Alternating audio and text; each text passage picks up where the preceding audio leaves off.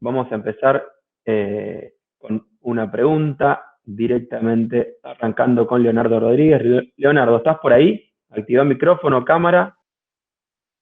Trabajé 10, 11 años en un hospital, en el área musculoesquelética. Y bueno, ahora me quedé acá en España. Por la pandemia vine por un tema de estudio y se retrasó un poco el viaje. Tanto Omar como Miguel hablaron de dolor inespecífico, como de los síntomas sin explicación médica. Y lo que genera esto, ¿verdad? Tanto para los tratantes como para los pacientes, que es el entorno de incertidumbre. En vista de esta dicotomía, Mar, te pregunto como investigadora, ¿cómo está el escenario o la postura dentro de la investigación ante la dicotomía que se presenta entre, ¿crees que por un lado se debe profundizar en los métodos diagnósticos con el fin de acercarnos más a una posible causa de estos síndromes de dolor complejo? ¿O piensas que por otro lado la información que nos ha dado la neurociencia del dolor sobre este dolor nos permite desde ya poder explicarlo y no es fructífero el esfuerzo de poder continuar en esta búsqueda? Si te decantas por la opción de seguir investigando o perfeccionando los métodos diagnósticos, ¿cuál sería el punto en el cual decimos basta? Vale, muchas gracias por la pregunta. Yo diría, y creo que tiene que ser un poco de las dos. O sea, no creo que ya lo sepamos todo sobre diagnóstico, por ejemplo, dolor lumbar inespecífico. Seguramente estemos intentando diagnosticar por criterios que a lo mejor nos estamos equivocando y por eso no conseguimos clasificar todos los dolores y hay una parte que se quedan inespecíficos porque a lo mejor no es que sean inespecíficos de por sí, sino que nosotros no sabemos especificar todavía la causa. Pero por otro lado, también pienso que con lo que hemos avanzado ya, precisamente con eso que dices, tampoco nos hace falta esperar a lo mejor a conseguir un diagnóstico concreto y especificar el dolor para progresar con ese paciente.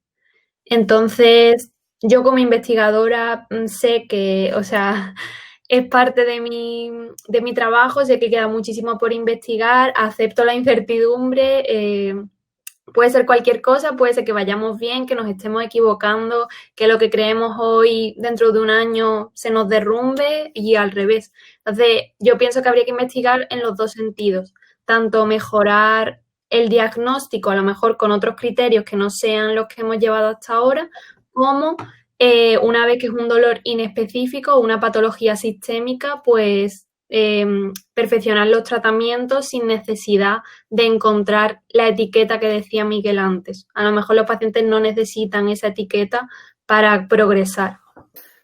Claro, también importaría saber cuál es el tiempo de persistencia de los síntomas, ¿no? Y ahí creo que juega un rol importante porque probablemente en una situación aguda podríamos intentar llegar a través de un algoritmo a una estructura adecuada. Pero tampoco hay que centrarnos mucho en eso porque lo más importante es que la persona tenga la posibilidad de la recuperación.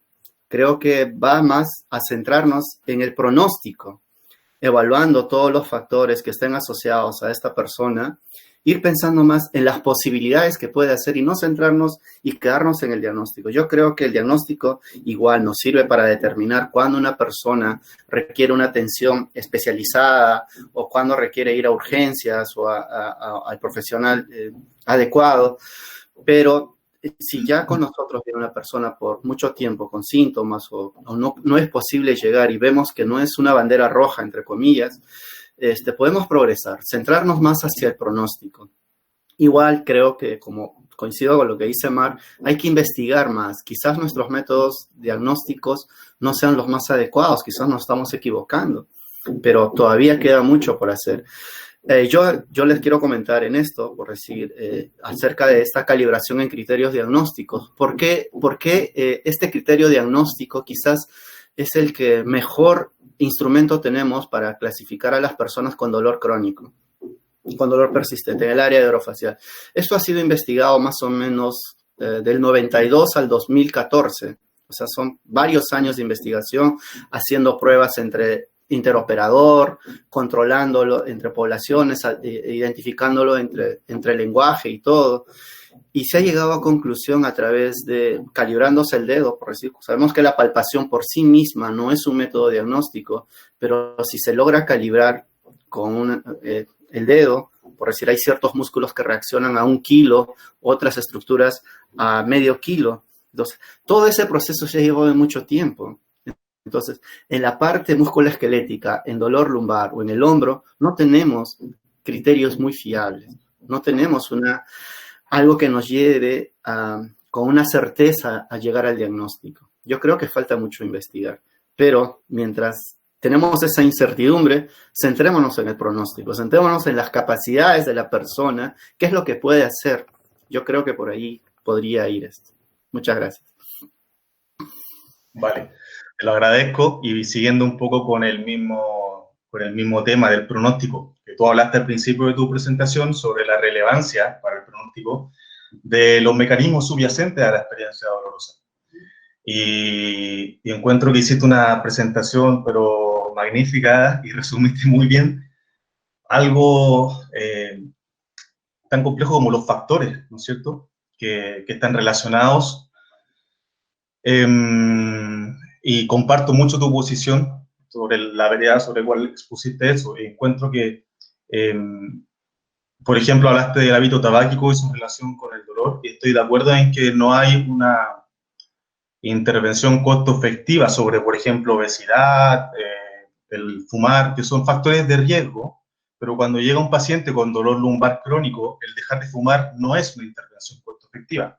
Sabemos que es útil epidemiológicamente, ¿verdad? Pero a nivel del individuo no es útil en cuanto a lo que a él le interesa, que es que se le quite el dolor.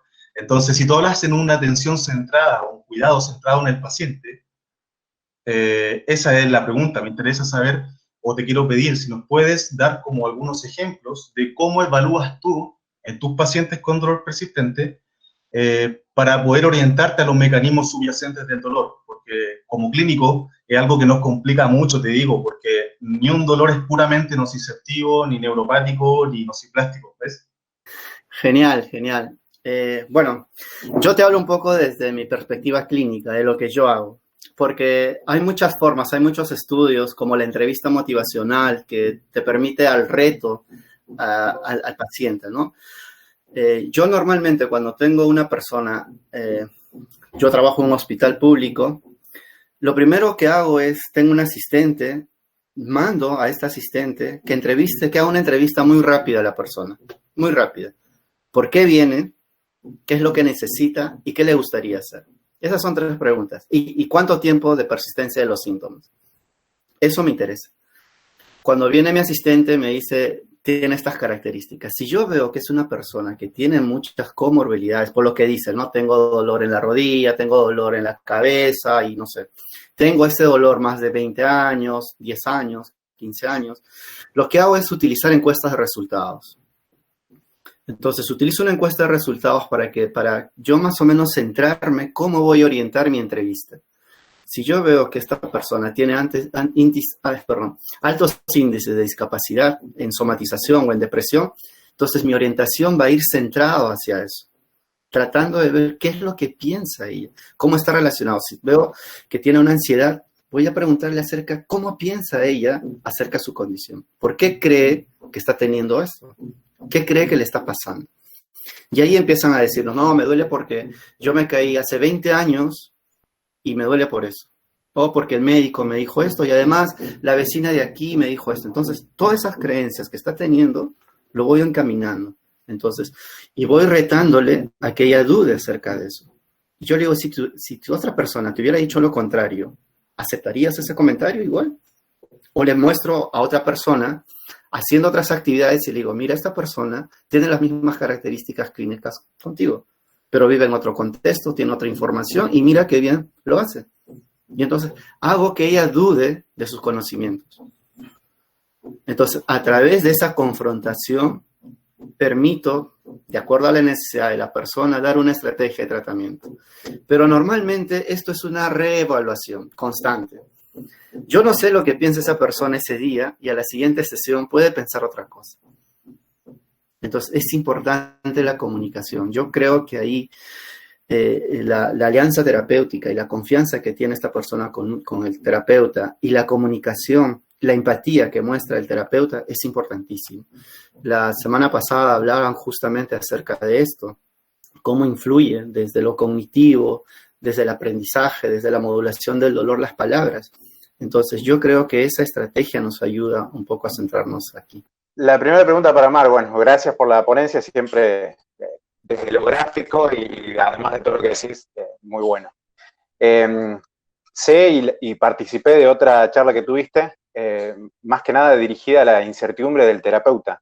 Quisiera que, por ahí para los que no la hayan podido ver, que vos le cuentes un poquito esto, cómo el terapeuta puede y debe gestionar la incertidumbre, porque existen muchos profesionales que desde la seguridad propia, pero que en definitiva no es real, por ahí mal gestionan una intervención. Contar un poquito cómo gestionar y cómo debe tener de esa incertidumbre el terapeuta.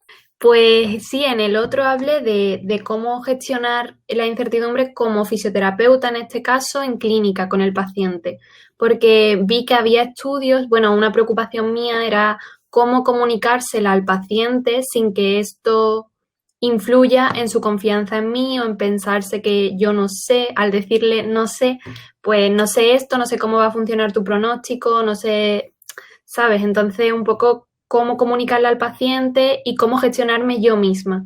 Entonces vi también que, como comentas, cuando el profesional está muy seguro de sí mismo y no se da cuenta de todos los sesgos que influyen en su toma de decisiones y lleva el tratamiento como muy protocolizado y muy sin tener en cuenta al paciente, se producen más errores en el tratamiento, más pérdida de tiempo con el paciente, somete al paciente a más pruebas diagnósticas, más test, buscando una certeza que realmente es que a lo mejor no podemos conseguir. Entonces, un poco cómo gestionar el tratamiento atendiendo a eso, darte cuenta de tus sesgos, cómo crear una red de seguridad para, dentro de asumir la incertidumbre, disminuir lo máximo posible los riesgos, cómo hacer el seguimiento, digamos, todo el proceso desde que te das cuenta de la incertidumbre, de cómo afecta todo el entorno de la consulta y de tu relación con el paciente, hasta cómo gestionarlo, incluso en última instancia, cómo comunicarte con el paciente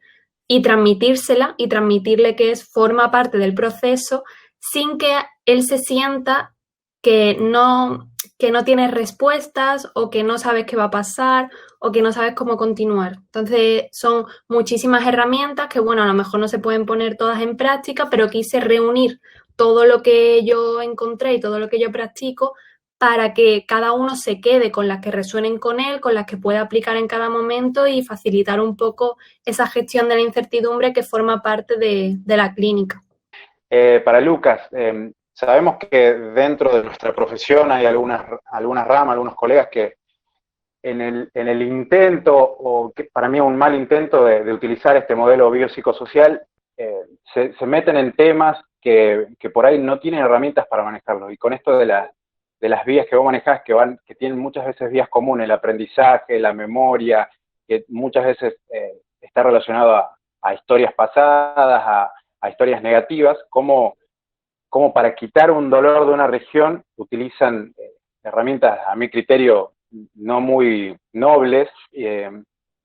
Por ejemplo, se habla mucho de la psiconeuroinmunología hoy, la PNI, pero que por ahí puede ser muy útil, pero muchos de nuestros colegas le hacen mal uso, digamos. Utilizar palabras erróneas, utilizarlo en el contexto inadecuado. ¿Cuál crees que es el límite, digamos, para que estos profesionales no excedan, digamos? Porque no podemos abarcar todas las profesiones, la nutrición, la psicología, la kinesiología, la medicina. Es difícil. A ver, nosotros hablamos mucho con el grupo en las formaciones desde la transdisciplina, ¿no? Y es a veces correr un poco esta barrera que se pone arbitrariamente en las disciplinas. pienso que nosotros como fisioterapeutas, como kinesiólogos, es prácticamente inseparable el movimiento de la cognición, de la emoción, y no tener herramientas, recursos para abordarla, eh, está mal también, ¿sí? Y pensar que solamente podemos abordarlo desde lo motor o desde lo sensorial de manera separada, porque cuando viene una persona a nuestra consulta, viene ella con toda su interpretación, con toda su historia, con todo su contexto, ¿no? Y necesitamos tener herramientas. También es verdad que a veces hay un exceso de ese límite. Entonces, yo creo que ahí hay una línea bastante delgada que pasan, creo que en todas las profesiones, no nos pasa solamente a nosotros como kinesiólogos o fisioterapeutas, ¿sí? Pasa también en la disciplina de la psicología, en la disciplina de la medicina.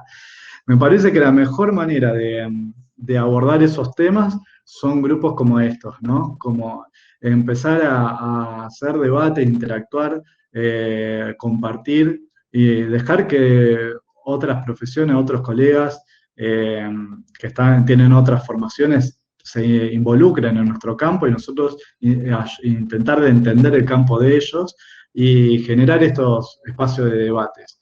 Creo que esa es la mejor manera de crecer y saber cuál es nuestro límite, porque realmente cuando estamos adelante de un paciente y un paciente te cuenta algo, te cuenta una historia, no podés salir de ahí.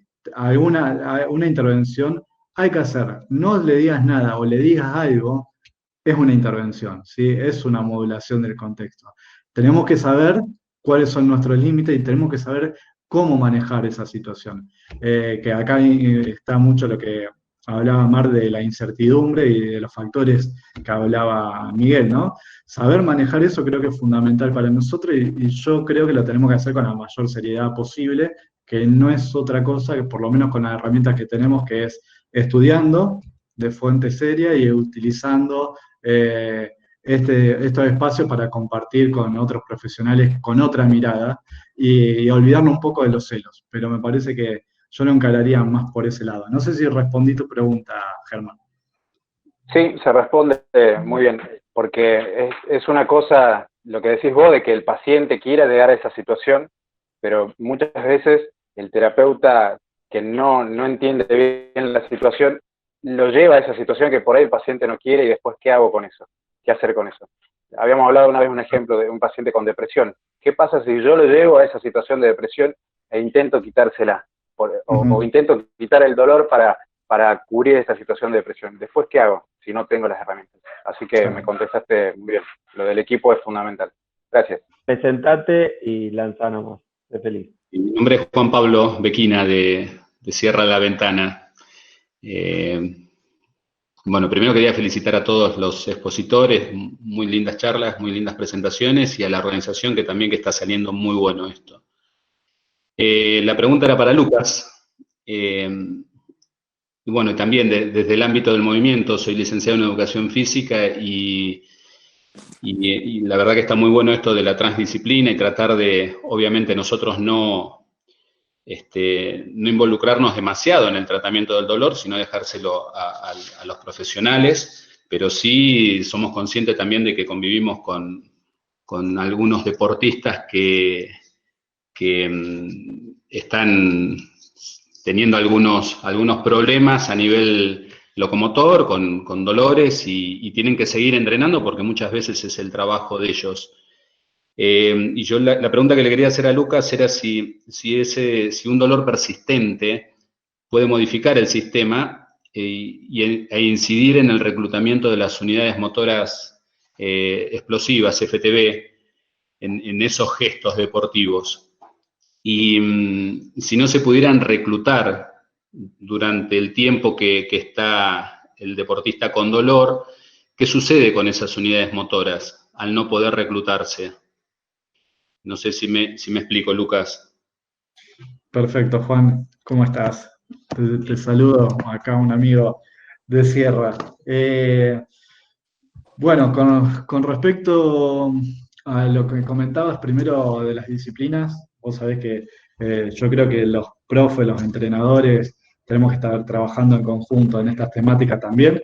Yo he aprendido mucho de la disciplina del entrenamiento y la educación física como terapeuta, así que me parece que es fundamental y yo creo que es importante que aborden estas temáticas dentro del equipo. Con respecto a lo que me comentás, si hablamos de dolor persistente, especialmente, bueno, no sé, una de las últimas diapositivas mostraba cómo hay una interacción y cómo hay un cambio de conectividad de las redes motoras con respecto a las redes de relevancia y a las redes de default.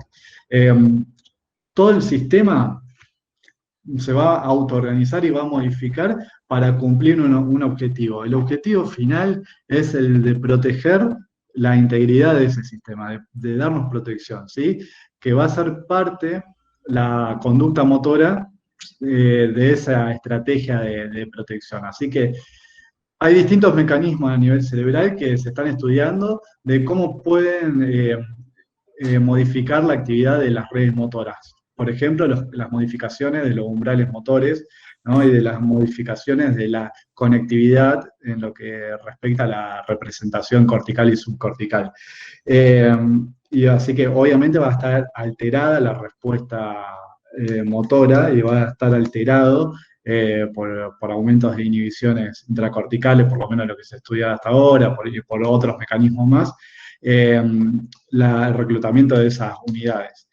Así que yo diría que dentro de lo posible, no sé si vos te referís especialmente al alto rendimiento, pero dentro de lo posible me parecería que sería importante intentar desde el entrenamiento de ayudar a la autoorganización de esas redes para mejorar el desempeño del deportista.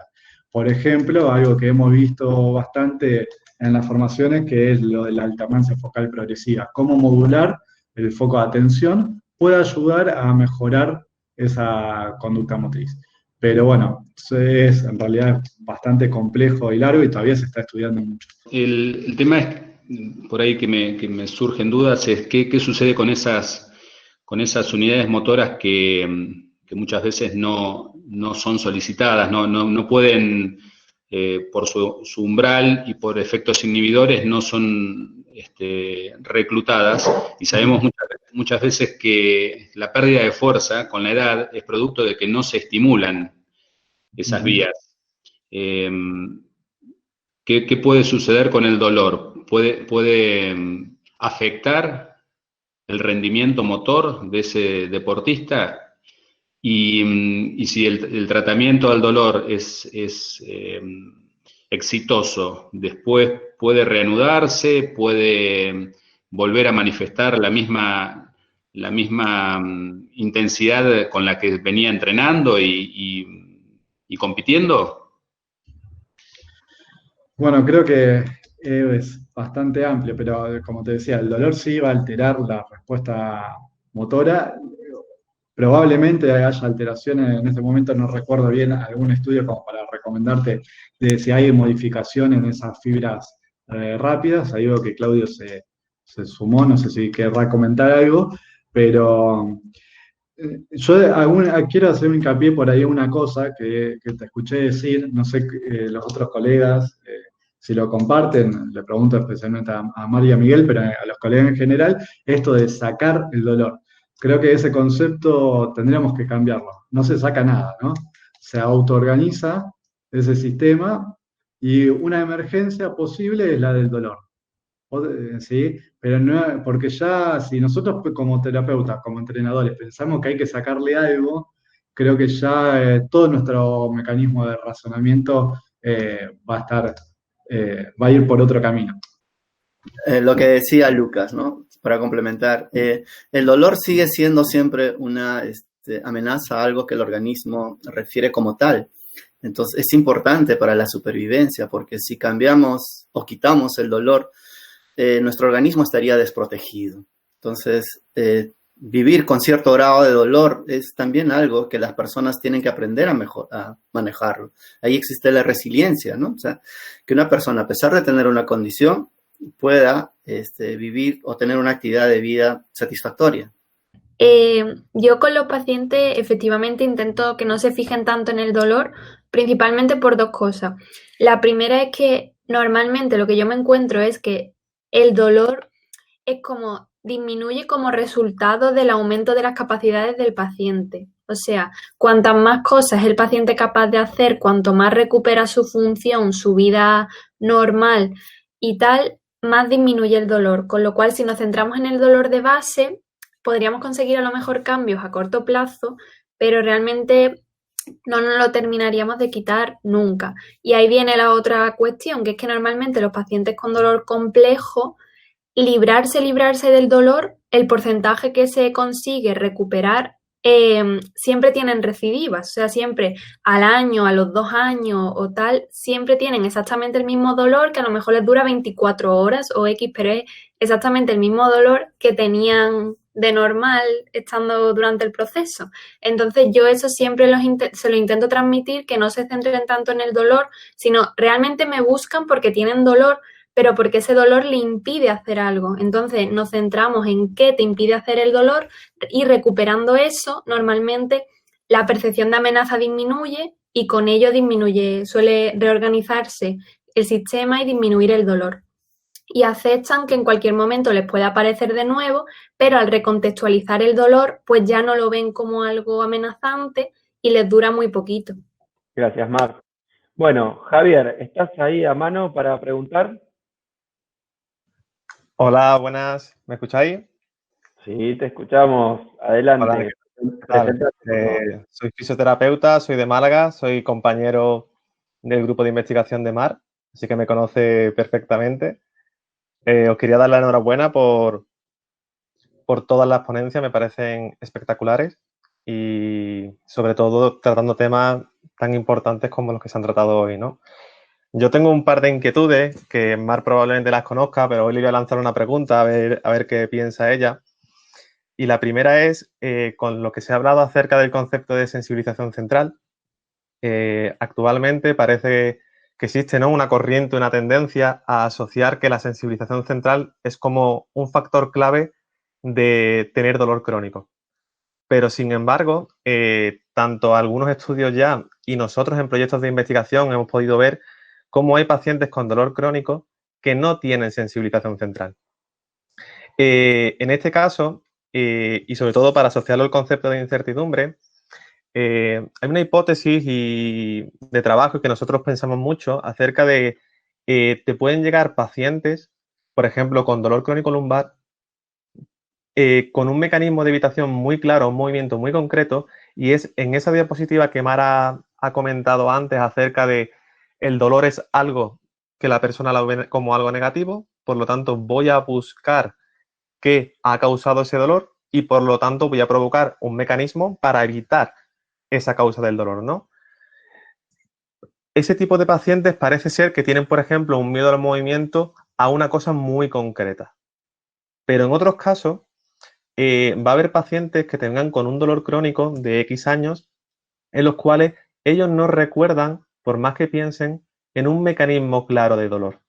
Y parece que ese tipo de pacientes tienen una mayor probabilidad de tener fibromialgia. Por lo tanto, en estos casos, en un entorno clínico, Mar, ¿cómo gestionarías la incertidumbre, por ejemplo, a la hora de hacer educación en neurociencia del dolor, de un paciente que no tiene nada claro el por qué tiene un mecanismo de dolor, no tiene ninguna causa, ya sea real o errónea, a través de una creencia mal adaptada, pero no la tiene, con respecto a un paciente que tiene muy claro el mecanismo por el cual tiene dolor?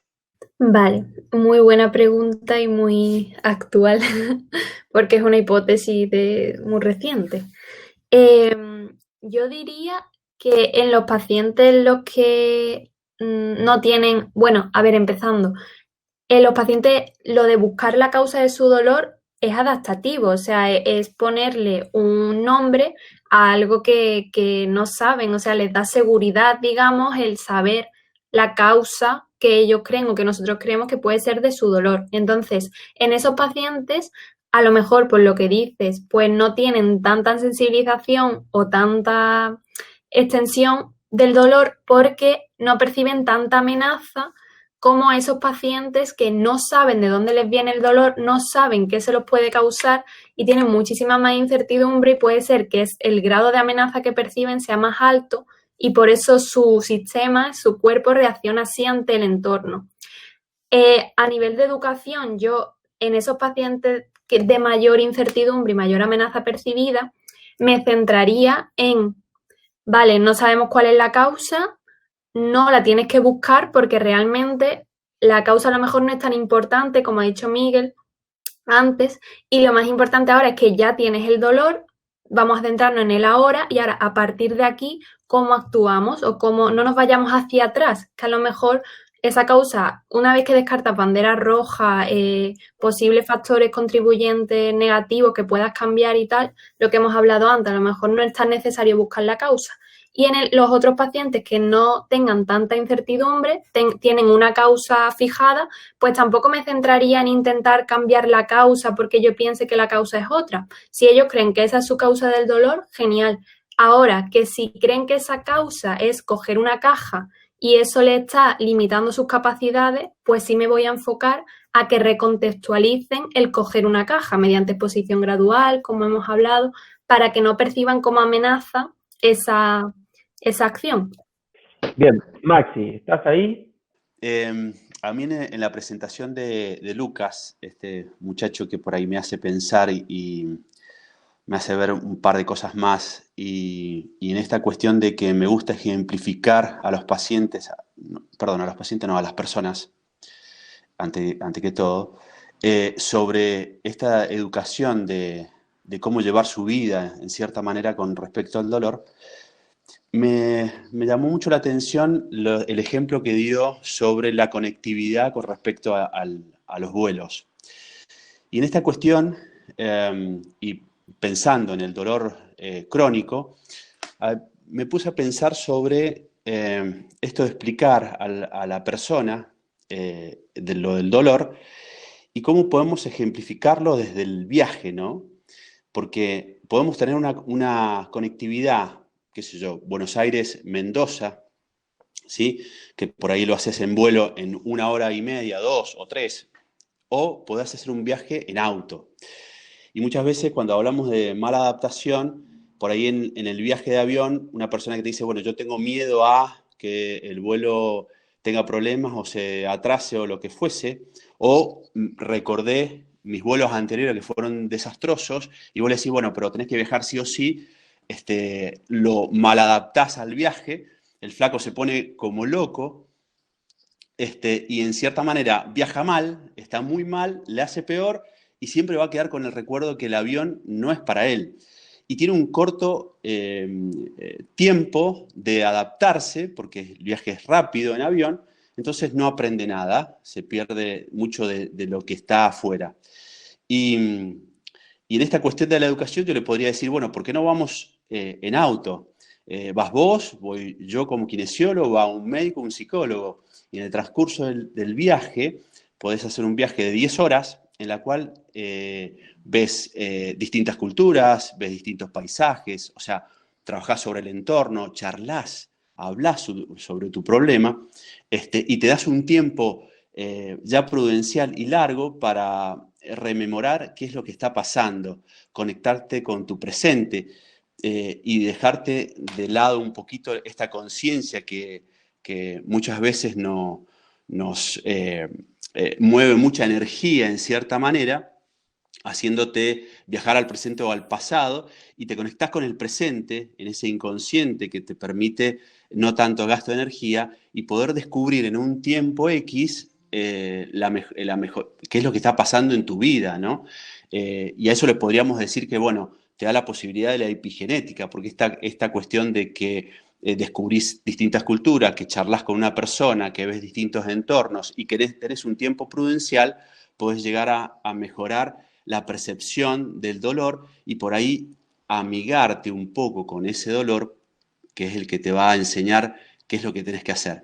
Entonces, quiero felicitar porque en cierta manera lo que estuve viviendo fue en base a eso y me hizo caer un montón de fichas en esta cuestión del dolor y cómo poder mejorar la percepción, amigar a la persona a su dolor y poder enseñarle un montón de otras cosas más para que pueda vivir de la mejor manera posible.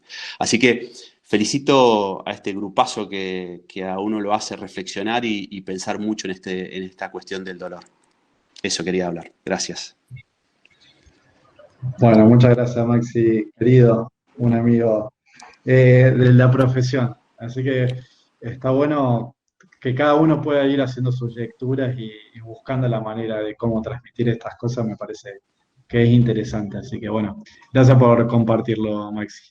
Gustavo Gazaño, ¿estás por ahí? Bueno, yo soy físico, venido al lado de la física atómica desde hace un tiempo dedicándome a las neurociencias y la verdad he metido mucho también con psicólogos, psicopedagogos y bueno, gente de distintas áreas.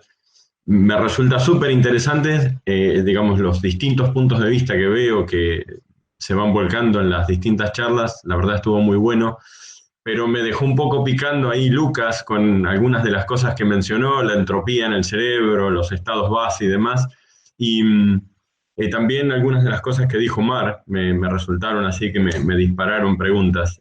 Particularmente en relación a lo que decías, Lucas, hay estados base en el cerebro, hace relativamente poco se conoce a través de resonancia funcional y tractografía, digamos, el hecho de que hay normalmente activaciones en el cerebro, distintos estados base en el cerebro, y en particular en relación al dolor me resultó curioso, digamos, el intentar saber si, por ejemplo, las redes atencionales están alteradas, es decir, en el sentido de que permanentemente las redes atencionales pueden estar activadas como consecuencia de que tengo que estar prestando atención a algo que me está molestando adentro, y cómo eso afecta posiblemente a las redes cognitivas, es decir, el hecho de tener cargadas las redes atencionales para un lado que no permitan la operatividad de algunas otras redes cognitivas. No sé cuánto se sabe sobre eso, cuánto hay en relación al dolor. Yo he visto mucho en otras áreas, pero me da curiosidad en este sentido. Sí, seguramente has leído y bueno, me gustaría que me cuentes a ver qué se sabe, o ambos, ¿no? Probablemente Mar ha leído también sobre estas cosas. ¿Cómo va, Gustavo? Sabía que te iban a gustar estos temas. Cuando hablamos... Pero me quedo con eso nomás por ahora.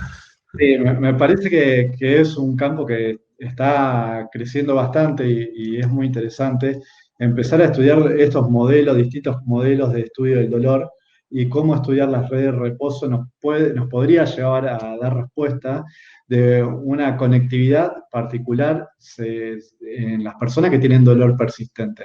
Y esa interacción que hay con el resto de las redes. A mí me pareció muy interesante esta relación entre las fluctuaciones, entre los estados de entropía, y no he encontrado demasiado que hable específicamente del cambio de la entropía. Se cree que el cerebro intenta tener un mayor nivel de entropía para mejorar durante la actividad de estas redes.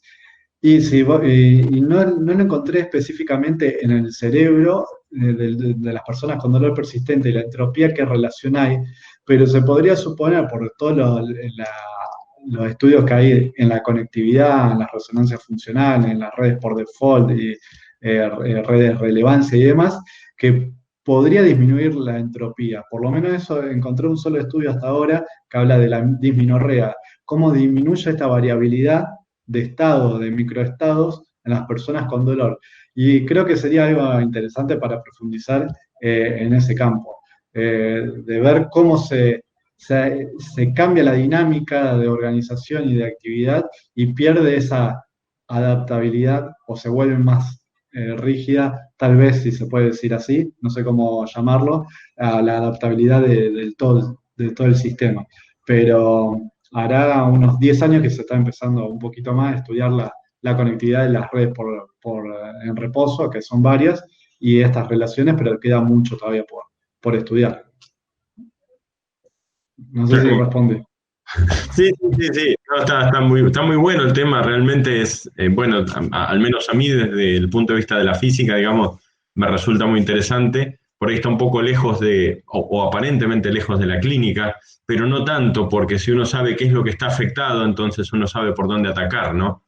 es esto de conocer íntegramente a la persona, aun cuando sea desde su activación eléctrica o su activación cerebral, para ver qué herramientas utilizar y cuáles pueden ser más óptimas. Sí, sí, tal cual. Perdón. No, sí, sí, no. Creo que habías acabado. Gustavo, si te sirve, yo también he leído bastante sobre eso y lo que hay es que en un estado de estrés, obviamente los niveles de glucocorticoides van variando. Cuando los niveles de glucocorticoides están altos, el sistema está en estado de atención y de ahorro de energía. Entonces, todas las energías como que van dirigidas a protegerse, ¿no? Lo que hemos estado hablando de que se prioriza la información sensorial y tal.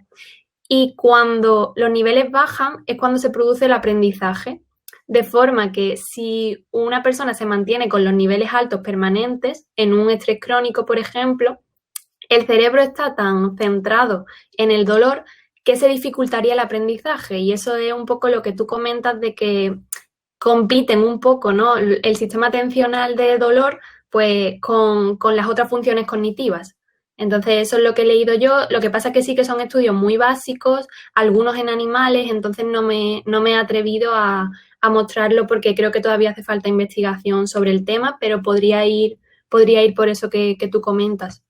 Me da la impresión de que debería, o sea, si uno estudiara sistemáticamente a los estados de base de una persona que no tiene estrés o no tiene un dolor crónico, que en cierto modo, digamos, le mantiene altos los niveles de atención o de, digamos, estar pendiente de esta cosa que le molesta, los estados de base deberían ser distintos de una persona normal. Lo que me pregunto es cuáles son las redes que en un estado base del cerebro están activadas en una persona que tiene este tipo de patologías, ¿no?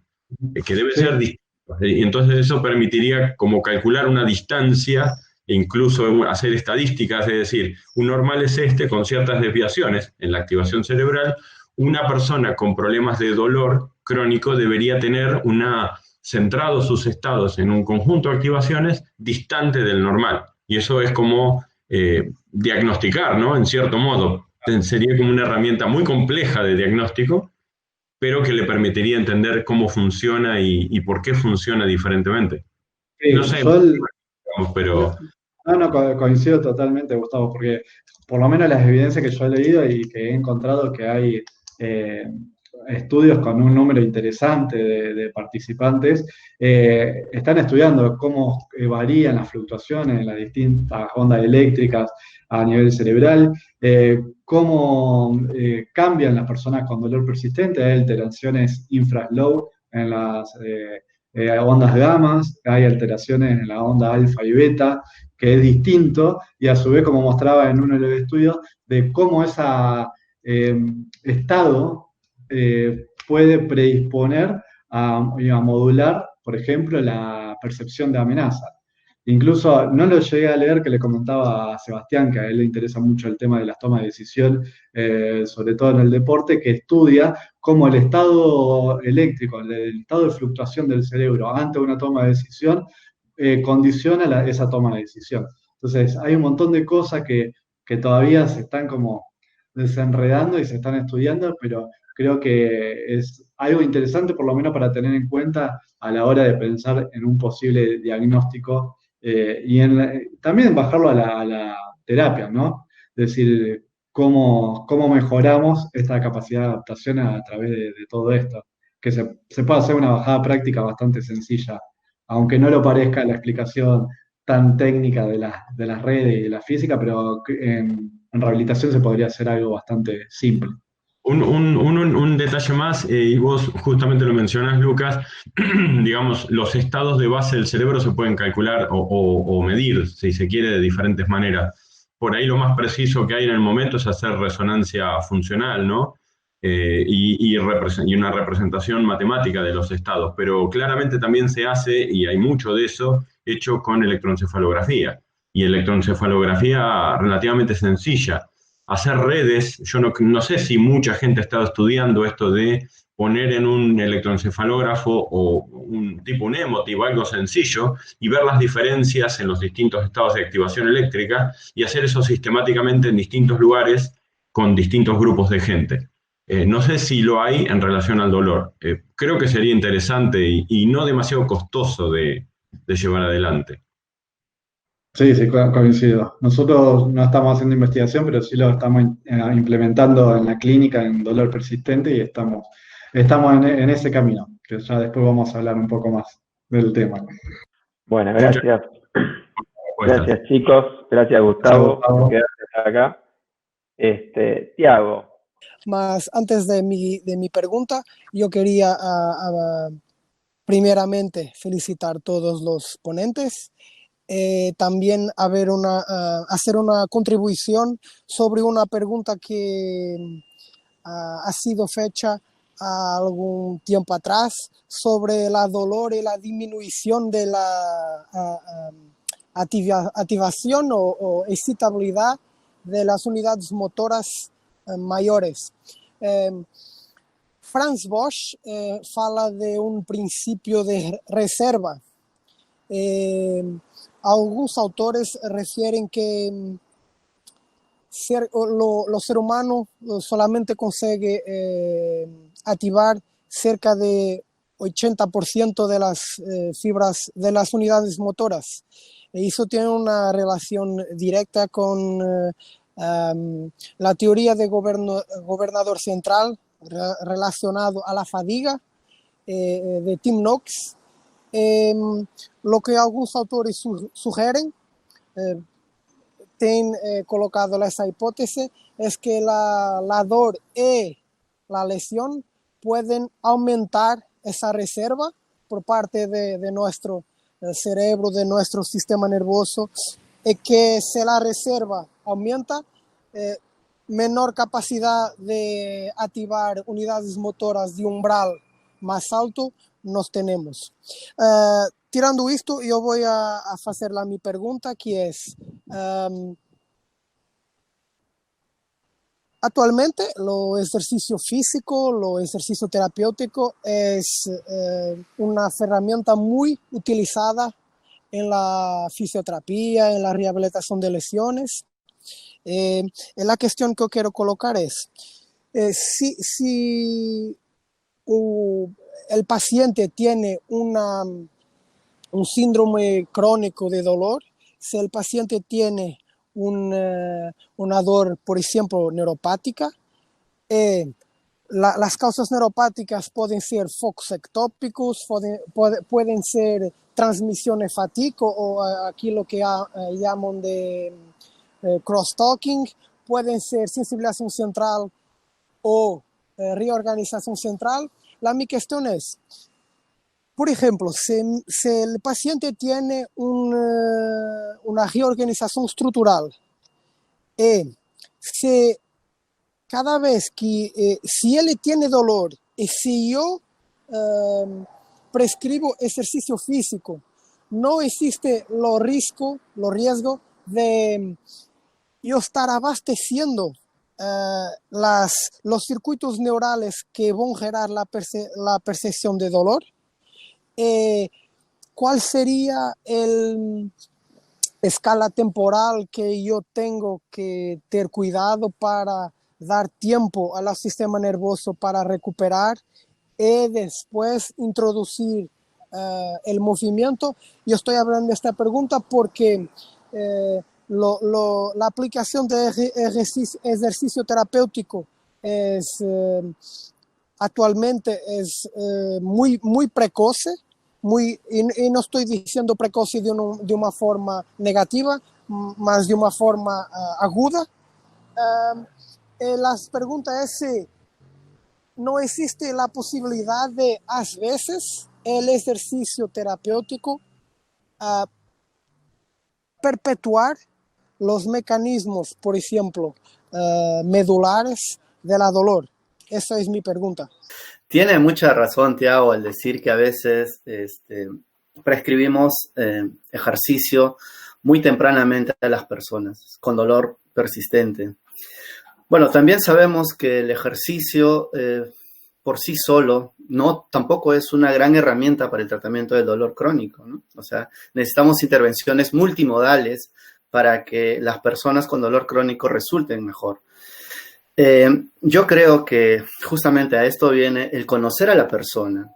¿Qué es lo que pasa en esta persona? ¿Cómo está procesando la información? Si hay personas que tienen kinesofobia, el primer movimiento que yo prescriba a la siguiente sesión le va a generar un mayor dolor. Entonces, yo tengo que saber adecuadamente si esa persona, en ese momento en el que yo estoy evaluando, puede realizar un movimiento. Y si no, hacer una exposición gradual. La exposición gradual está relacionada más al miedo al movimiento. Entonces, ir sugestionando a esta persona, e incentivándole a esta persona al movimiento. Pero eso va a depender de la forma en que esa persona esté procesando la información. A veces tratamos de resumir o ver a una persona desde un punto de vista muy particular o muy específico, y nos olvidamos que hay muchos factores que están asociando a esa percepción del dolor.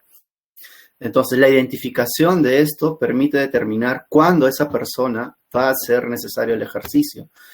Y lo que dice Tiago es verdad, que muchas veces la aplicación de ejercicio ha generado mayor sensibilidad, estimula los receptores, los nociceptores, estimula a mayor impulso nervioso, y esto genera una respuesta de protección.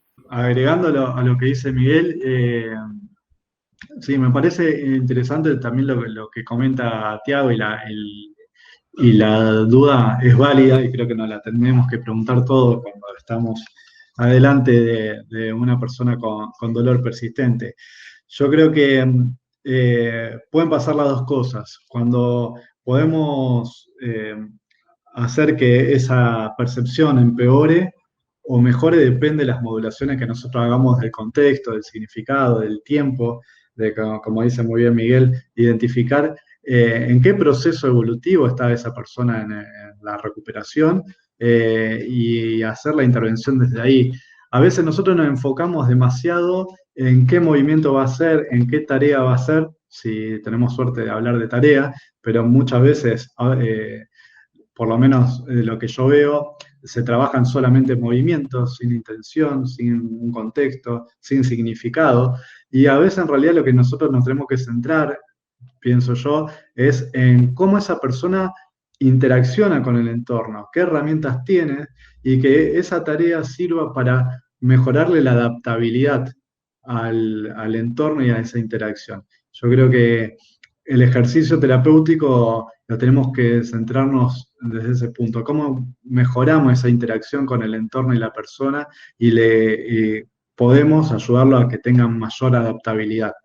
Me parece que es sumamente interesante y pertinente lo que pregunta Tiago. Vamos ahora con Gonzalo Camacho. Bueno, soy Gonzalo, soy fisioterapeuta de España, del sur también, de Cádiz. Y bueno, en primer lugar, enhorabuena a los tres ponentes, porque la verdad que hace falta, ¿no? Que se dé contenido ahora en esta era de tanta información, que se dé contenido de calidad por gente que maneja, ¿no? En estos ámbitos. Mi pregunta va relacionada porque habéis hecho algunas alusiones a que realmente el dolor como tal, aunque estemos hablando de dolor, no es tan importante, porque al final no lo podemos tener ni como un objetivo del tratamiento, ni podemos enfocarnos a quitar el dolor, ni nuestro objetivo tiene que ser como tal el tratamiento del dolor, porque quizás sería un tratamiento más sintomático y no, como decía Miguel, sino deberíamos centrarnos un poquito más en los factores causales, ¿no? Los factores relacionados con que ese dolor se perpetúe en este caso. Entonces, tanto a nivel clínico como a nivel investigador, ¿hasta qué punto deberíamos darle importancia al estudio del dolor en sí mismo como un ente complejo, como todo lo que ha hablado Lucas de tantas redes neuronales y tal? ¿O deberíamos centrar un poco más la investigación en un sentido más a lo que sabemos que hace que el paciente tenga más capacidades o sea capaz de volver a su vida normal o mejore su sueño, como decía Miguel, o quite la incertidumbre, como decía Mar? Entonces, como llevarlo un poquito más a la práctica, ¿no? O sea, y hasta qué punto salirnos un poquito de esa neurociencia como tal teórica y bajar a la realidad, lo que tenemos delante del paciente, y simplificar, ¿no? Todo lo posible este abordaje. Entonces, ¿cómo veis esto de realmente incluso ni valorar el dolor muchas veces, sino valorar cómo es tu vida, cómo son tus hábitos saludables, cómo es tu sueño, cómo es tu ejercicio, y ponerte a trabajar en eso? Sí, bueno, el hecho de centrarnos en la persona no quiere decir que no tengamos relación con el dolor. O sea, el dolor definitivamente impacta negativamente en la vida de la persona, en la calidad de la vida de la persona. Pero cuando nosotros hacemos un abordaje, lo que tendríamos que hacer es ver el cuadro general. A eso se refiere un poco la charla de esto de ver un poco más allá de simplemente el dolor. Pero eso no quiere decir que no atendamos el dolor. Sabemos que el dolor, con todas las redes neuronales que habló Lucas y toda la incertidumbre que genera en la persona, va a restringir el movimiento, va a generar pensamientos negativos, catastróficos. Entonces, abordarlo, el dolor, también es importante dentro de la clínica, pero no solo viéndolo de una forma aislada, no solamente centrándonos en el dolor, sino en todos los factores que pueden estar relacionados y condicionando este dolor. Cuando hablamos de los factores de riesgo, los factores asociados, a nosotros como los clínicos nos permite un poco saber cuál podría ser, aparte de trabajar el procesamiento del dolor, qué factor asociado está a esta condición y ver un poco en la estrategia de tratamiento y también centrarnos en el pronóstico. Porque las personas cuando vienen a nosotros quieren que sus problemas sean resueltos. No están esperando que les expliquemos tantas cosas. Ellos vienen por una necesidad. Yo necesito cargar a mi nieto el fin de semana, yo quiero salir a comprar, yo quiero agarrar la taza que se encuentra en la cena. Entonces, vienen por una actividad. Y el dolor es justamente lo que le está impidiendo. Pero a nosotros como clínicos tenemos que ver más allá de solamente el dolor, de lo que quiere la persona, sino también organizarlo dentro de los factores que tienen influencia. Sí, gracias. El único matiz que me gustaría que me respondieses, Miguel, es hasta qué punto lo que hablas de la restricción del movimiento, de la afectación en las actividades de la vida diaria, de incluso la afectación de la atención, es causa o es consecuencia del propio dolor. O sea, hasta qué punto podemos empezar la intervención por tratar la vuelta a la actividad física para quitar el dolor, o hasta qué punto tenemos que empezar la intervención quitando el dolor para volver a la actividad física, ¿no? ¿Qué factor juega el dolor y qué factor juegan las capacidades en ese sentido? Gonzalo, eso tiene que ver de acuerdo a lo que nosotros investiguemos en la persona.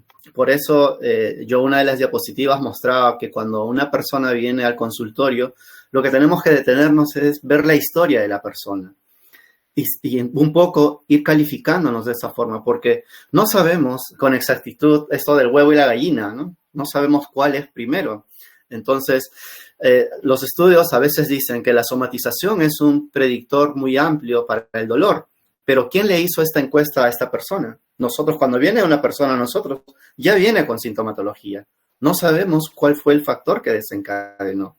Lo que nosotros tenemos que ver en la entrevista es justamente identificar qué es lo más importante para esa persona, el dolor o los factores que están asociados. Entonces, de acuerdo a esa evaluación y utilizando un razonamiento clínico en base a la necesidad de la persona, nos dará una estrategia de tratamiento. No puedo decirte con exactitud cuál es primero, no lo sé, tendríamos que evaluarlo a la persona en el lugar.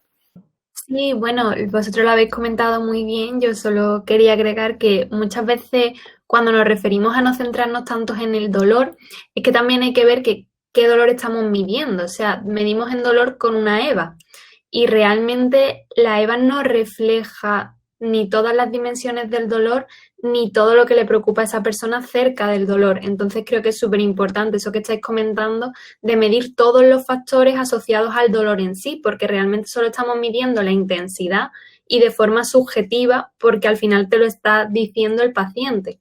No tienes una medición ni siquiera objetiva ni de las dimensiones, ni de las 3 dimensiones del dolor. Entonces ese es un problema que yo veo, una limitación tanto en clínica como en investigación, que en clínica es más salvable porque, como dice Miguel, te puedes adaptar al paciente y hacer una historia clínica completa, pero en investigación sí que tenemos ahí la limitación de qué otras formas usamos para medir el dolor, que no se nos vaya mucho por el tema de los cuestionarios y tal. Entonces, yo pienso que teníamos que cambiar primero cómo medirlo y luego eso que estáis comentando.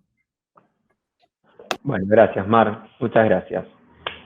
Galazo. Estás ahí, listo para preguntar. Habilita el micrófono. Bueno, Bueno, gracias. Y como siempre, empezamos con los agradecimientos a todos ustedes y fundamentalmente a los ponentes de hoy. Muy, muy lindo todo. Yendo a lo que es el tratamiento del dolor persistente, como ustedes plantearon el día de hoy, yo lo miro desde la preparación física. Yo trabajo en tenis y en rugby desde hace muchos años y necesariamente lo tengo que mirar de ese lado. Lo que se hace en deportes en donde el dolor es parte de lo que ocurre, es parte del escenario en el ámbito deportivo, fundamentalmente lo que tratamos de hacer es sacar el foco en el dolor y ponerlo en la idea de juego, ponerlo en cuestiones más cognitivas o racionales, en donde el tipo siga corriendo y no deje de pensar. La pregunta es, si el deportista logra convivir no solo con el dolor agudo, porque también hablo del dolor que está de manera permanente y tiene un reflejo en una estructura biológica concreta. Y ese tipo, sin embargo, sigue jugando, sigue corriendo y se sigue concentrando en aquello que hace. La pregunta es, ¿qué hizo el tipo? ¿Será que la preparación molecular a nivel del cerebro generada por la actividad física lo predispone para tener mayor condición a concentrarse en una tarea en particular y las consecuencias más que y poner en simultáneo el dolor en una segunda instancia? Y yo digo, es probable, he trabajado con jugadores que jugaban literalmente rotos y para los locos la señal, ellos habían aprendido que la señal, el dolor era una señal de alarma. Y la pregunta que él te hacía es, ¿acaso uno no sigue haciendo su vida con una señal de alarma? Se te prende una luz roja en el tablero del auto, vas al mecánico, te dice, no, anda que no es nada, es un bulbo, y te venís convencido de que no te duele. Y yo me acuerdo de un caso que es el de, convencido que no te duele porque seguiste concentrándote, tu foco de atención pasó a otro lado y no en la intensidad del dolor. Entonces, evidentemente el jugador del cual tenemos que aprender para los tratamientos, perdón que no soy terapeuta y me arriesgo a meterme en el consultorio, tenemos que aprender que el dolor no es lo mismo que la sensación de dolor.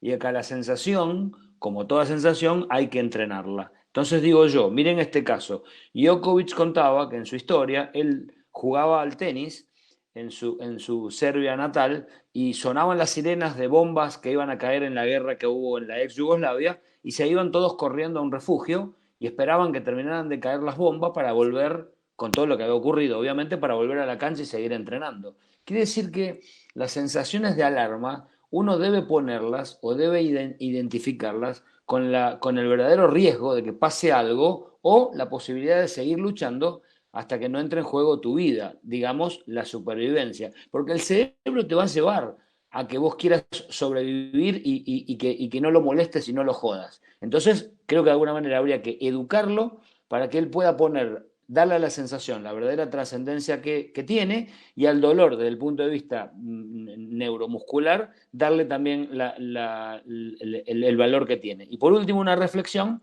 que tiene que ver también con la sala de kinesiología, que es en donde yo digo, recién hablaron del ejercicio terapéutico, y yo digo que me encantaría ver en las salas de kinesiología que se hace una mayor entrada en calor para generar un medio desde el punto de vista bioquímico, hormonal, desde el punto de vista de la temperatura, de las velocidades enzimáticas, que predisponga a la persona a hacer ejercicio con sensaciones de dolor disminuidas. Más que otra cosa por las cuestiones endorfínicas. Bueno, yo no lo voy a, como preparador físico, no les voy a enseñar a ustedes la cantidad de cambios que hay, con una muy buena entrada en calor para que el tipo se predisponga mejor a concentrarse en el ejercicio terapéutico que en la sensación de dolor. Nada, solamente un pequeño aporte y más que nada era felicitar a todos los muchachos que hablaron hoy. Bueno, gracias, Claudio. No, solamente agregar esto de los ejemplos que vos ponés dentro de tu campo de trabajo, que bueno, sabemos que es un ámbito bastante particular el alto rendimiento, ¿no? Y que incluso se ha visto en atletas que modulan el dolor de manera distinta, que por ahí personas que no son de alto rendimiento. Yo creo que básicamente en lo que vos estás planteando tiene que ver con algo que mencionó Sebastián, que es el significado, ¿no? El contexto y el significado de ese dolor va a ser muy importante para, para cómo afronte esa persona la situación en la que está. Entonces me parece que es interesante, y creo que los deportistas se diferencian muchas veces, no digo siempre, pero muchas veces en ese sentido. Hay que trabajar el contexto, como mostré, esto igual a una... Sí, termino con esto, Claudio. Una cuestión biológica, pero me parece que viene al caso. También cómo el contexto modula esas entradas sensoriales, ¿sí? Por ejemplo, establecer objetivos externos, un montón de cosas que nosotros podemos modular desde el contexto para que las entradas sensoriales se interpreten de otra manera desde... Eugenia, ¿estás por ahí para preguntar? Acá estoy. Bueno, la pregunta tenía que ver, o el aporte, pero no, primero gracias a los tres ponentes. Sentate, por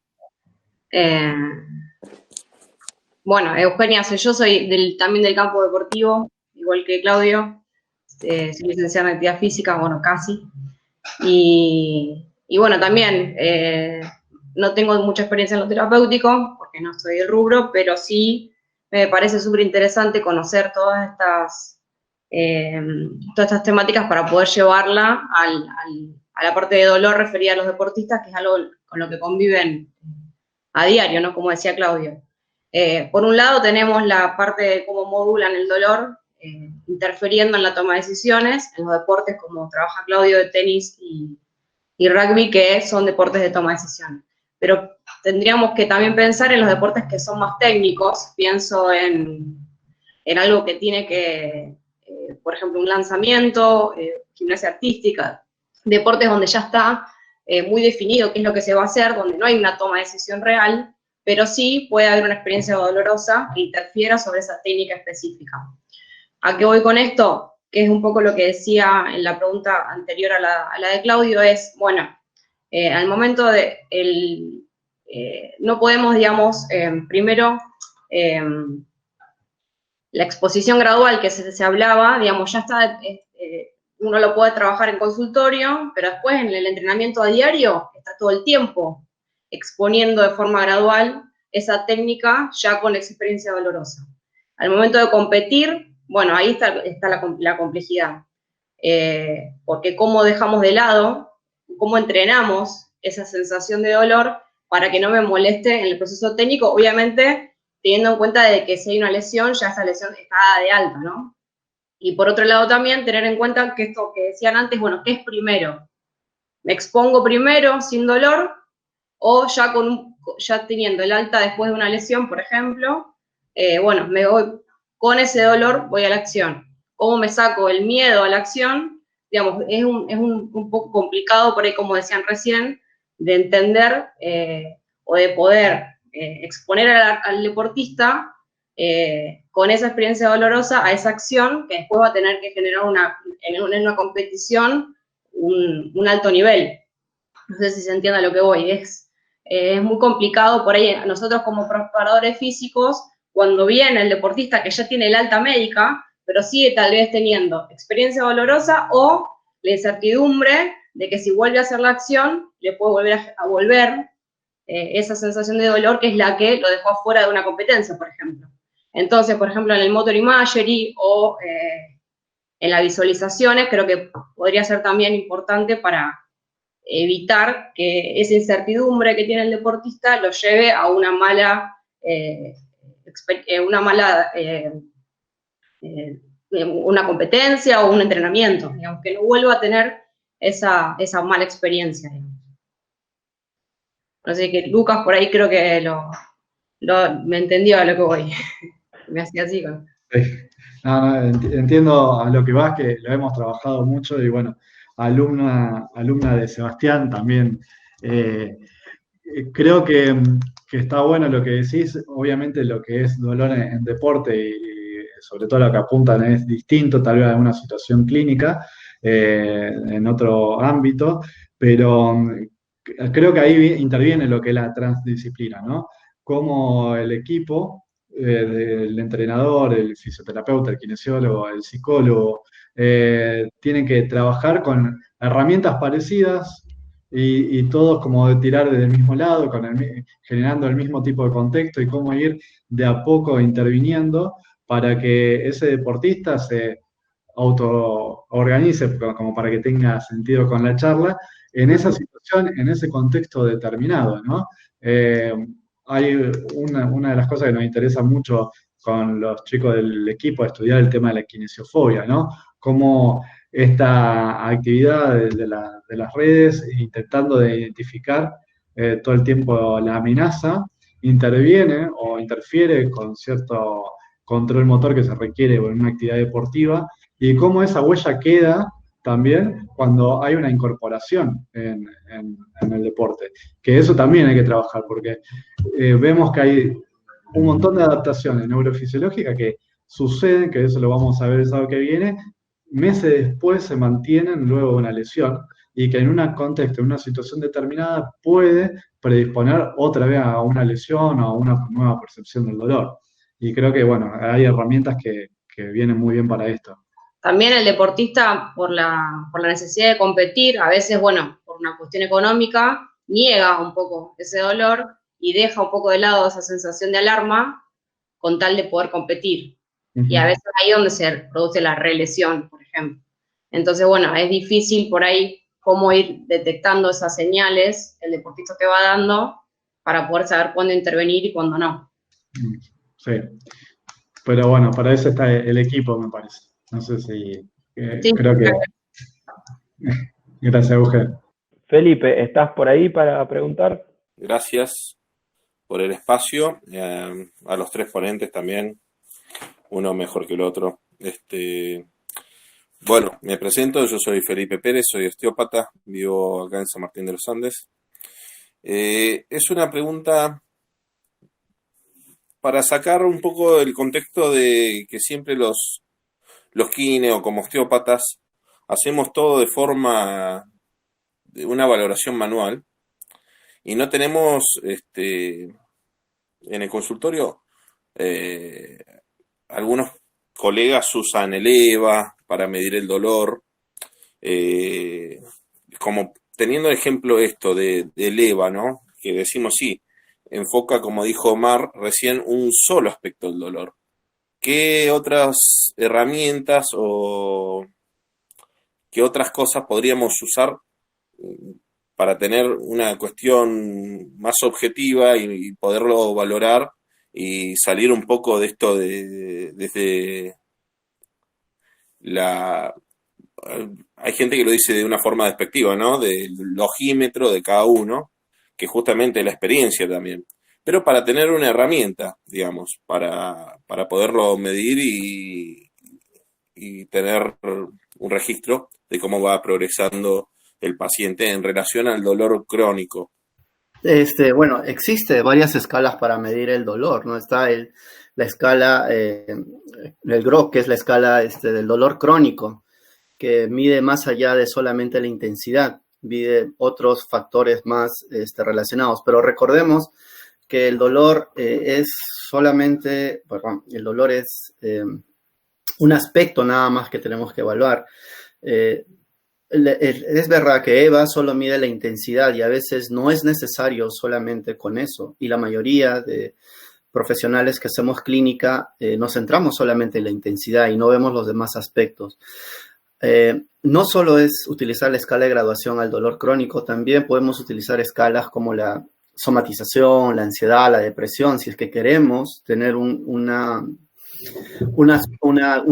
mirada más general a esto. Bueno, yo normalmente en mi clínica suelo utilizar muchas escalas dependiendo de qué es lo que necesita esa persona en ese momento. No suelo utilizar escalas porque digo, a ver, tengo tantas escalas y voy. No, utilizo de acuerdo a lo que necesita el paciente. Hay escalas para el dolor lumbar, hay escalas para el dolor cervical, para el hombro, para la rodilla. Entonces, yo tengo que ver cuándo es necesario utilizar esas escalas. ¿Cuándo? A veces no es necesario. La entrevista es más importante que utilizar tantas escalas. La entrevista, si uno sabe conducir la entrevista de acuerdo a la necesidad de la persona, a veces es más que suficiente porque en esa entrevista tú estás midiendo todos los aspectos referidos a la experiencia dolorosa de esta persona. Pero sí existen muchas escalas, existen infinidad. No sé si Mar quiere decir algo. Sí, estoy de acuerdo con Miguel en que lo principal es la entrevista y que es donde vas a obtener más información de qué aspectos tendrías que tratar con el paciente y qué aspectos le preocupan más o tienen más importancia, pero sí que es verdad que si lo quieren medir de forma con alguna herramienta, pues te voy a decir como herramientas para cada uno de los 3 dominios, por si te sirve a nivel de investigación o algo. Digamos que los 3 dominios principales serían el sensorial, el cognitivo evaluativo y el motivacional afectivo. Entonces, para el sensorial, pues de los cuestionarios que hemos hablado y tal, podríamos usar el GCPS.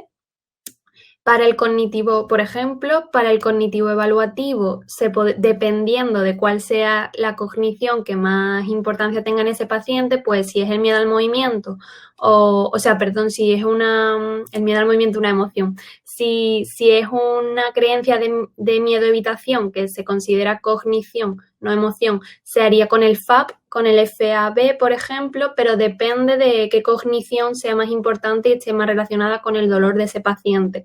Y luego a nivel motivacional afectivo, pues se podría usar el TSK para evaluar el miedo al movimiento, por ejemplo, y sería un poco eso, tendrías que adaptarte, como dice Miguel, a los aspectos del paciente que te ha comentado en la entrevista clínica, por eso la entrevista es tan importante y yo me tiro muchísimo tiempo entrevistando al paciente, por eso y por otras cosas, pero por si te sirven algunas herramientas para los 3 dominios, pues quería aportar eso.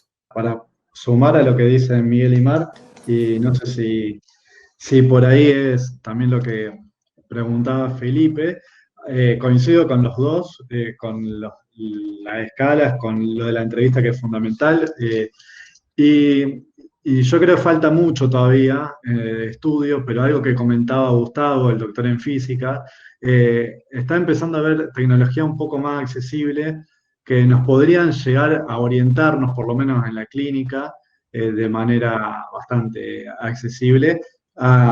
Por ejemplo, los estudios con electroencefalografía o con mediciones por ejemplo, de la tensión, ¿sí? Por ejemplo, con el eye tracking. Falta mucho, no digo que esto es necesario o que nos va a dar algo fidedigno hoy por hoy, nos falta entender muchas cosas, pero por ejemplo, lo que comentaba de las redes visuales, cómo se autoorganizan con las redes motoras, hay un comportamiento determinado de cómo orientar la atención cuando sufrimos dolor, y hay tecnología que nos permitiría de manera bastante accesible y económica poder ir midiendo si va variando esa forma de autoorganizarse, ¿no? De cómo enfocar la atención y demás. Falta mucho, pero creo que son herramientas que en un futuro podrían tener cierta relevancia en la clínica, por lo menos en parte, para este problema tan complejo que es las personas con dolor persistente. Luis, ¿estás por ahí? Buenos días, ¿qué tal? Muchas gracias por la oportunidad. Saludos desde la tierra inca, del Pisco y la Marinera. Bueno, yo quería aportar algunas cosas. En primer lugar, el paciente no llega directamente al especialista en dolor. El paciente llega al médico, al estomatólogo, ¿no? Llega al psicólogo con dolor. Entonces, es el personal especializado en dolor el que tiene que detectar este paciente y tiene que referirlo adecuadamente. Por ejemplo, yo soy urólogo y yo tengo formación en dolor de piso pélvico, pero hay dolores pues que muchos de mis colegas no los detectan en la consulta y los pasan por alto, los consideran parte de su enfermedad, y el paciente pues es reforzado en su catastrofización porque el médico los desahucia, ¿no? Le dice literalmente, tienes que aprender a vivir con eso, ¿no? Cuando no tiene una adecuada formación el profesional, lo que hace es empeorar este dolor, reforzar psicológicamente el dolor del paciente, ¿no? Es por ello que muchas veces los que trabajamos con dolor tenemos que corregir errores primero, ¿no? El manejo siempre debe ser interdisciplinario, ¿no? No usar el selfie, ¿no? No usar el yo soy el especialista en todo, ¿no?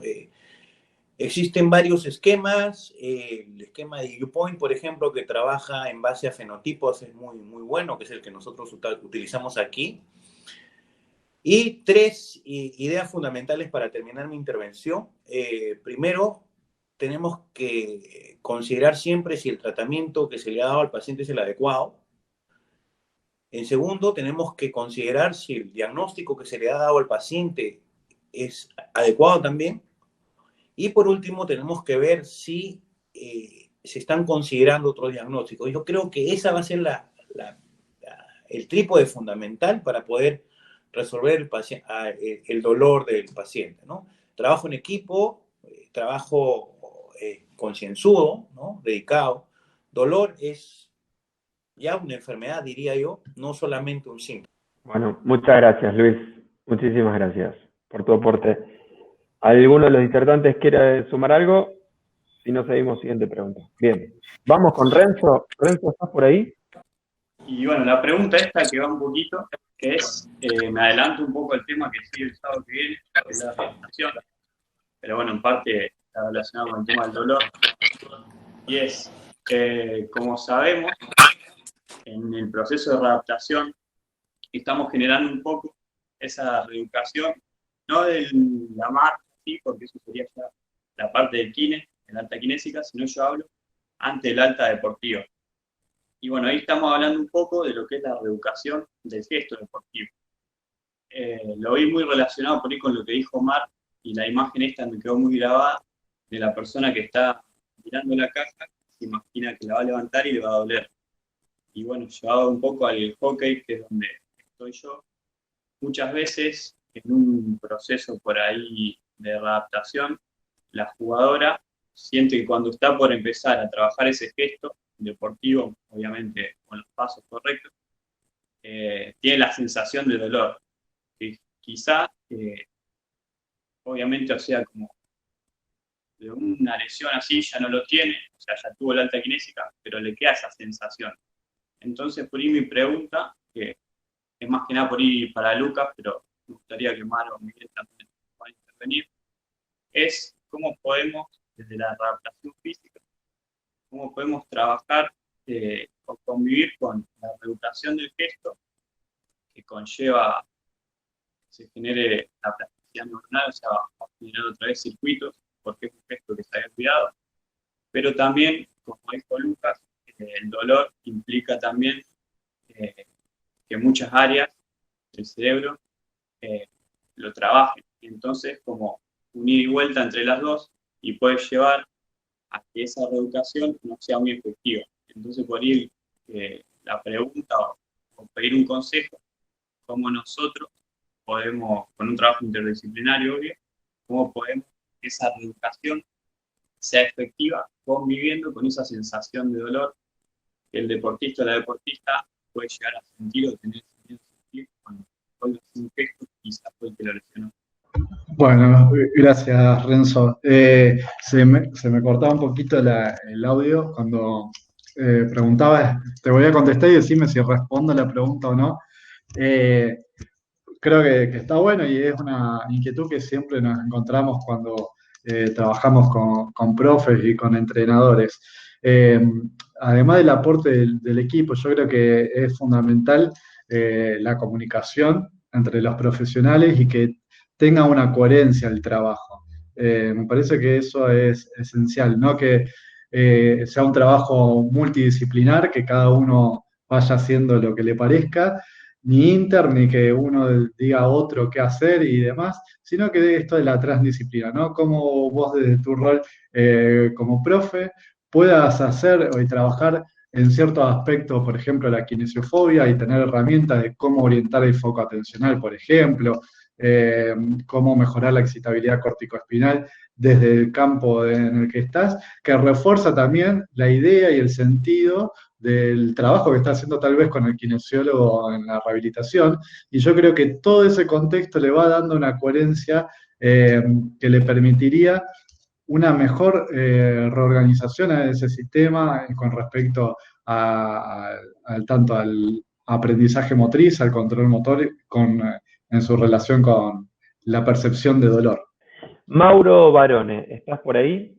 Primero, agradecerles por esta invitación a estas reuniones, a este ciclo, que la verdad que muy buenas. Estoy viendo las presentaciones de la semana pasada, estoy poniendo al día, y las de hoy también muy buenas a todas, así que felicitarlos a todos.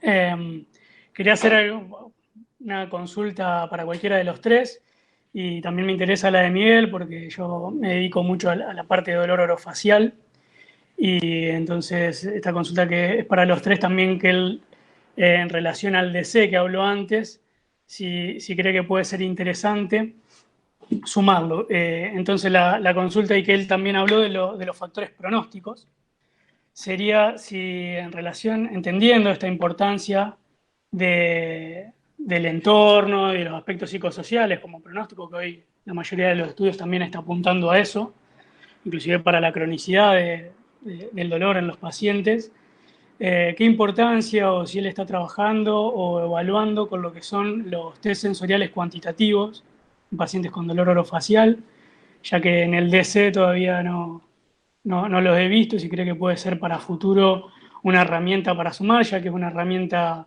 de bajo costo que la podemos utilizar en la clínica rápida, y que creo que puede también darnos algún factor pronóstico hacia el paciente y hacia la utilización, por ejemplo, del ejercicio terapéutico o de la terapia manual en estos pacientes tan complejos que a veces con alguna técnica muy simple, muy suave, responden mal. ¿Sí? Estos pacientes que tienen una hiperexcitabilidad, que tienen una sensibilización, y que a veces con algún ejercicio, que tienen miedo al movimiento, nosotros proponemos algún ejercicio simple, graduado, para evitar esa reagudización. Estos pacientes a veces responden mal y podemos generar este ciclo que queremos evitar, que es el de miedo de evitación, o que el paciente no quiera hacer algún ejercicio, retomar la actividad. Entonces, si creen, la consulta sería si creen que algunos test sensitivos cualitativos, como la sumación temporal o la modulación condicional del dolor, pueden ser una herramienta útil a todas las que ya vienen hablando, que están en el marco de lo psicosocial. Bueno, yo no utilizo más que el RDC para diagnóstico en trastornos temporomandibulares, pero como dije en un momento, quizás no es tanto en las personas con dolor persistente el diagnóstico, ¿no? Es difícil llegar a un diagnóstico certero. Hay una publicación hace poco, Manfredini sacó, que el eje 1 y el eje 2 no se correlacionan. Entonces, es muy difícil tener con exactitud el diagnóstico para poder desarrollar una estrategia de tratamiento.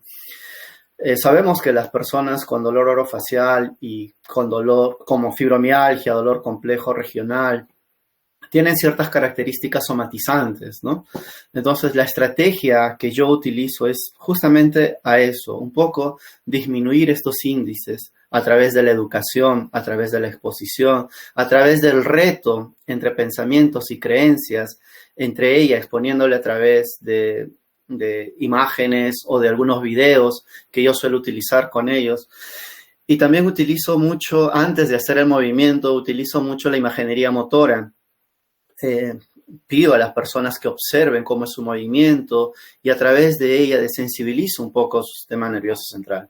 Yo hace poco acabo de terminar una investigación justamente aplicando terapia manual en trastornos temporomandibulares, midiendo estos factores psicosociales, y la verdad va a depender la efectividad de la terapia manual de cuál es el nivel de discapacidad que presenta esta persona. Eso es obvio, porque si yo tengo una persona que tiene altos índices de somatización, o altos índices de depresión, de ansiedad, probablemente la terapia manual no va a ser significativa. Entonces, yo creo que otra vez sigo en lo mismo, centrarnos en la investigación, en la entrevista es clave.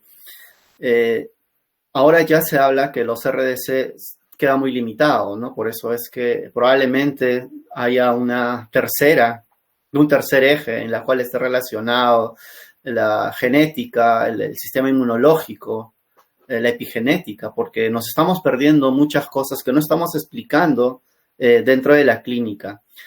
No tenemos herramientas muy fiables, muy claras para poder llegar a un diagnóstico certero. La incertidumbre todavía está dentro de nuestro actuar clínico, y mientras no sepamos con certeza qué es lo que pasa, hay que tratar de hacerlo mejor. Y lo mejor es centrándonos en la persona, sabiendo cuáles son las necesidades de esa persona y dándole el apoyo que ellos requieran para su recuperación. Sí, Miguel, comparto totalmente. Había escuchado esta tercera edición, por eso te quería consultar si creías que también, además de lo genético, de lo inmune, podía llegar a haber alguna cuestión un poco relacionada a estos mecanismos que a veces vemos que están alterados de inhibición y que algunas herramientas que tenemos son indirectas y que una podría ser la evaluación de la modulación condicional del dolor. Por eso saber si la utilizabas, qué te parecía, ya que si bien son mecanismos indirectos, los podemos utilizar en la clínica muy rápidamente y también mi visión, creo, falta mucho por estudiar, ¿no?, es que podrían ser también de un pronóstico, que es algo que hablaste vos, y también nos podrían dar alguna pista clínica en cuanto a la utilización de ciertas técnicas en terapia manual, por ejemplo, o del ejercicio terapéutico. Si sabemos que un paciente, por ejemplo, con un test de sensibilización de suma temporal, tiene un sistema que está muy hiperexcitable y que encima con una prueba de condicionamiento del dolor su sistema de modulación no está funcionando bien, tal vez podamos anticiparnos y saber que ese paciente va a tener un peor pronóstico, o que el ejercicio o la terapia que vayamos a utilizar tal vez tenga que ser muy gradual, muy lento, muy suave. Y también, obviamente, si sabemos que hay factores psicosociales, como vienen hablando ustedes, también trabajarlos. Bueno, en los estudios acerca del mejor, entre comillas, el mejor tratamiento para el dolor orofacial es la terapia cognitivo-conductual.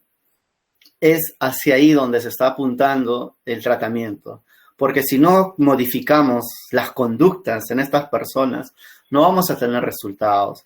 Y también lo que a mí me llama un poco la atención es que tenemos muchos datos estadísticos, pero no tenemos estudios cualitativos, porque el dolor es subjetivo, es personal.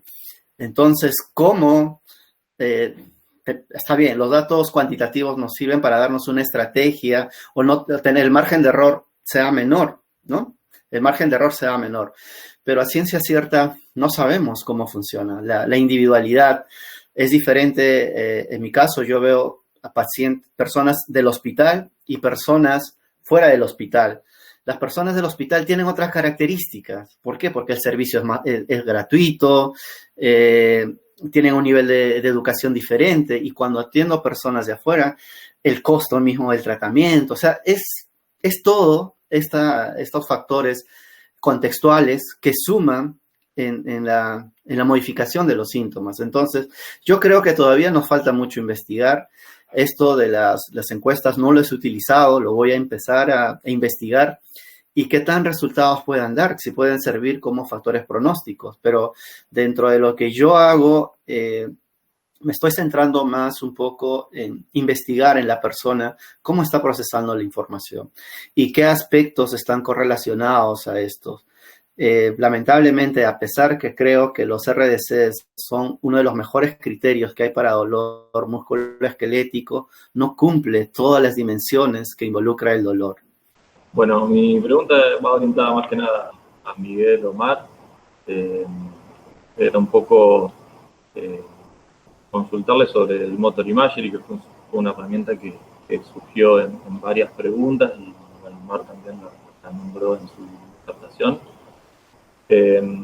Nosotros con el grupo lo utilizamos como un recurso muy valioso desde el momento 1 que entra nuestro paciente, y en caso de deportistas también lo consideramos esencial para iniciar a contextualizarlo nuevamente, ¿sí? Poder lograr esa transferencia del consultorio al campo. Creo que, como decía, es una herramienta que nos sirve para contextualizar y muchas veces modular ese contexto de la persona con dolor. La pregunta va orientada a qué parámetros tienen en cuenta ustedes a la hora de guiar a ese paciente en el Motor Imagery. ¿Qué tan guiada debe ser una sesión de Motor Imagery para facilitar la autoorganización de ese sistema? Y por ahí, Mar, vos que estás más en el tema de investigación, ¿qué tan valiosos ves los datos que arrojan los test de Motor Imagery, como el MIC o el MIC-R? ¿Qué validez le ves a esos datos que arrojan en relación a al contexto real del paciente que tenemos. A nivel de clínica, yo no tengo parámetros fijados a nivel objetivo de cuándo progresar. Me imagino que te refieres a la observación de acciones, la disociación derecho-izquierdo, la explícita, la implícita y tal. No, o sea, no tengo un tiempo que diga cuando lo diferencie en tal tiempo paso de fase. Lo que yo hago es fijarme en el paciente. O sea, cuando veo cambios de velocidad de reacción, por ejemplo, es verdad que esos cambios se observan bastante rápidos. Yo le hago el test, empiezo a entrenar y cuando veo que ya recupera, digamos, porque además me sorprende, lo recuperan bastante rápido los pacientes hasta ahora que he tenido esa imaginería, ¿no? Le sirve bastante. En una misma sesión se ven cambios fuertes, entonces yo voy avanzando conforme voy viendo que la persona ya se ha adaptado al entorno en ese momento, y si veo que en sesiones posteriores me queda algún resquicio de falta de eso, de que me haya saltado algún paso, haya ido muy rápido, pues voy un poco para atrás. A lo mejor me hace falta establecer unos criterios, como tú dices, como más objetivos de tiempo, no lo sé, toda aportación es bienvenida. Si los tenéis vosotros, pues lo empezaré a implementar. Y luego a nivel de investigación, la verdad que nosotros no tenemos nada de experiencia con imaginería motora. Sí que sé que el grupo de Roy, de La Salle, Ferran, Luis Suso, se dedican mucho a esto, tienen una línea de investigación muy fuerte en eso, pero yo no te sabría decir, no tengo ni idea a nivel de investigación en ese campo, no lo hemos tocado nunca y no te sabría decir, lo siento. Simplemente, bueno, agradecerle a todos los que llegaron hasta acá. Mar, gracias. Miguel, gracias. Me encanta tu apellido, creo que debe ser una parte importante de tus tratamientos. Luquitas, vos también realmente increíble, así que bueno, simplemente eso, saludamos a todos, gracias por estar hasta acá mirándonos y demás, y nos vemos el próximo sábado con más.